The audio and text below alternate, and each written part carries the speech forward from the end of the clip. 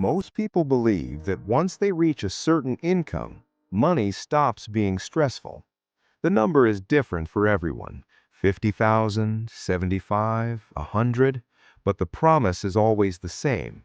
Once I get there, things will finally feel stable. For a lot of people, that moment arrives and nothing actually changes. Alex is living proof of that. Alex works in tech. He earns well above the national average. His career is stable, his performance is solid, and his income grows predictably over time. By conventional standards, he has already made it. Yet month after month, his financial life feels tight. After taxes, rent, and ordinary expenses, progress is slow. His savings increase, but not in a way that feels meaningful. There's no sense of momentum, only maintenance. This isn't because Alex wastes money. He doesn't own luxury cars, he doesn't overspend on travel, he doesn't live extravagantly. He does what many responsible adults do. He budgets, he plans, and he tries to stay disciplined. Still, something feels off. The problem isn't how much Alex earns, it's where his money lives. Alex lives in an expensive city. Rent alone takes a large portion of his income, not because he chose luxury, but because that's the baseline cost of space. Food costs more, services cost more, transportation costs more. Even small conveniences carry a premium. Every category of spending applies quiet pressure. After everything is paid for, Alex saves a few $100s a month. On paper, that looks responsible. In reality, it barely moves the needle. This is the uncomfortable truth. A strong income in the wrong cost environment behaves like a weak one. And the most dangerous part is that this situation feels normal. Alex knows other people earning similar amounts who feel the same pressure. Everyone complains about rent. Everyone accepts it as just how things are. Over time, high costs get normalized. But not everyone is playing the same game. A former colleague of Alex earns less than he does. Similar experience, similar role, but working remotely. Instead of living in a high-cost city, she chose a place with lower baseline expenses. Her lifestyle isn't extreme. She lives comfortably.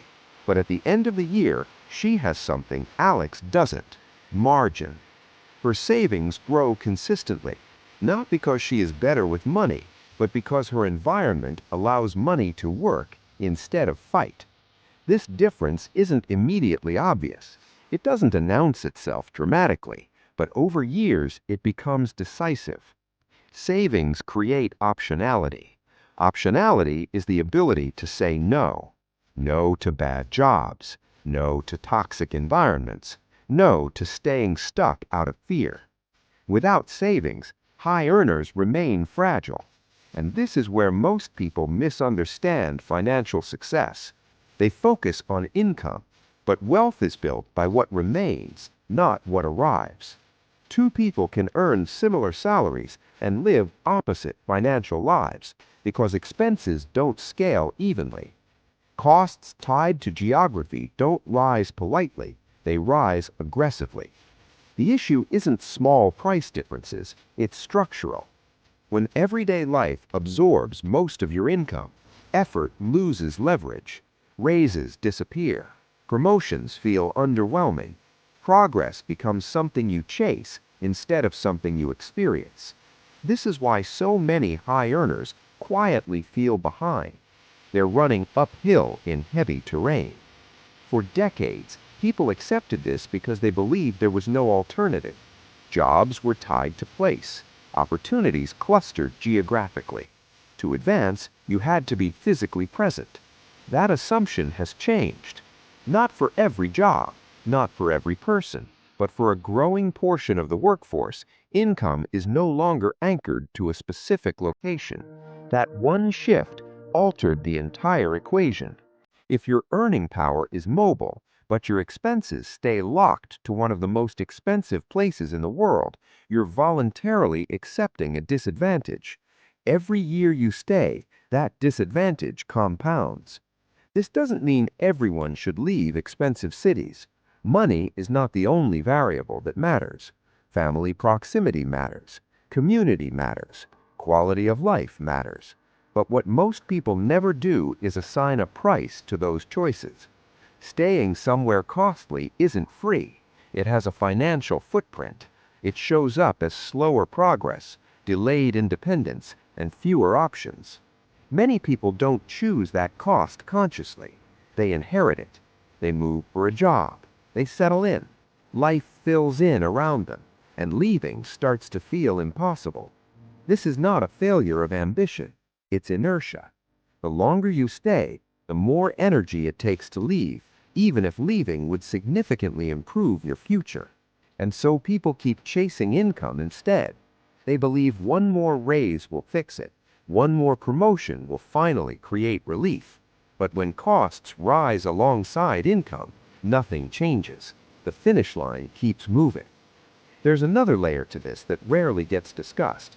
High-cost environments don't just affect your money, they affect your decisions. When most of your income is already allocated, risk becomes dangerous. Starting something new feels reckless. Saying no feels irresponsible. Creativity shrinks under pressure. Financial margin creates psychological safety. Without it, even talented people play small. This is why geography matters more than it appears. It determines not only how much you can save, but how freely you can think. The irony is that people often stay in expensive cities because they believe it keeps doors open, but lacking margin quietly closes others. The door to time, the door to flexibility, the door to choosing differently. Alex hasn't done anything wrong. He followed the path he was told would work. He earned well, he stayed responsible, and still, progress feels slow. That doesn't mean the path is broken everywhere. It means it's broken where he is. The solution isn't impulsive relocation.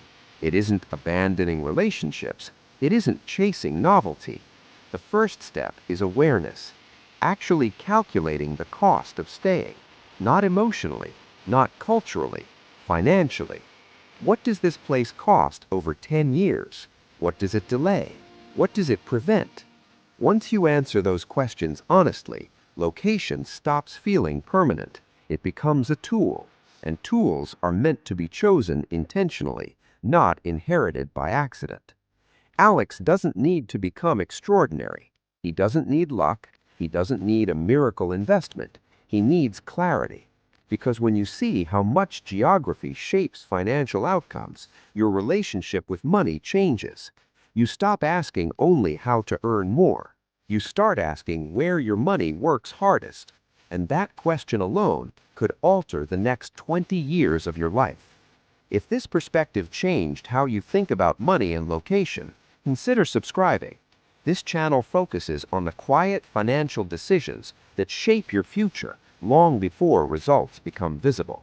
I'll see you in the next one.